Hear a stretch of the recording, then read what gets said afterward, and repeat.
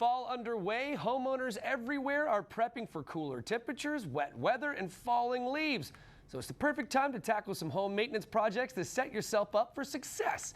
Joining us now to help is the co-founder of Angi, Angi Hicks. Angi, thank you so much for joining us. What are some of the top home maintenance projects homeowners should be focusing on this fall? Well, during this fall transition, it's a great time to do an assessment of your exterior and interior, quite frankly. So starting on the exterior, they should be thinking about doing yard cleanup, make sure their yard's in good condition. Also, check your outdoor furniture, make sure that it's clean, and, if it needs put away, it's put away, but otherwise it's in good working order for you. And then also, it's a great time to check the batteries in your smoke detector. Go ahead and change those so that you're ready, for another few months of use there. And then on the inside, let's think about organizing and cleaning your house, and then making sure that your house is, has good weather stripping and is in good condition to make sure that, we're not letting all that cool weather that we might experience come in the house.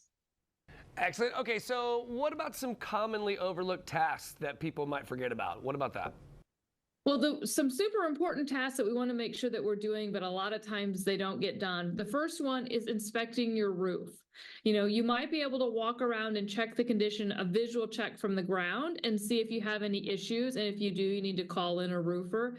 But if you haven't had your roof inspected in a while, it might just be good to have a roof inspection done, because you want to make sure your roof is ready for, the rainier weather that we might have, and the conditions that might lead to problems down the road. So identifying those early are really important for your house. The other one is, water is your home's worst enemy, but we oftentimes don't like to think about our gutters and cleaning our gutters. But if we can get those cleaned and make sure they are draining down clearly and away from our house, it's going to help prevent water from being an issue. So having those cleaned at least once a year is important, and I think fall's the perfect time to do it. Gotcha. All right, with winter approaching, do you have any tips to help people winterize their home? So you want to make sure you're going around checking weather stripping and how your doors and windows are sealing. And this is a task that will pay benefit year round. So it's going to keep the warmer air in your home this winter. And then, as soon as that warmer weather comes in the spring, it is going to keep that cool air inside.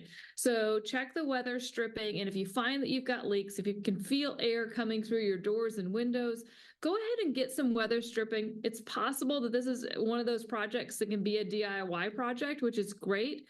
If not, you could hire a handyman to do that. But this is something that you're going to see pay off on your utility bills every month. Well, Angi, let me ask you, so when do we know it's time to actually call in an expert for a home maintenance project? I have three questions I usually ask myself whether I'm going to DIY or not. And I'll be honest, I don't do a lot of DIYing, but do you have the tools, the time, and the talent? So if you're going to have to buy or rent equipment, probably end up going to be cheaper on a project that you just to go ahead and hire a pro to do.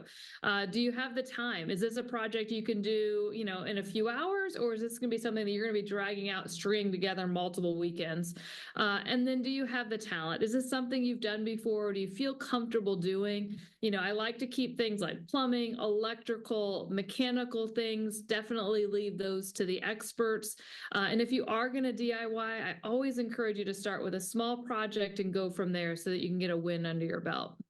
You are speaking my language. I love that. It really is the time, the talent, and the tools, right? And I look at it that way too, and more often than not, I'm really deficient in at least one of those. So, Angi, I really appreciate you hanging out with us today. But before I let you go, where can we go for some more information? You can go to Angi.com, ANGI.com, and we have a fall checklist there to help you get started. Perfect. Thank you so much, Angi. I really do appreciate your time this morning. And guys, if you want to catch segments like this again, head over to FCN Plus.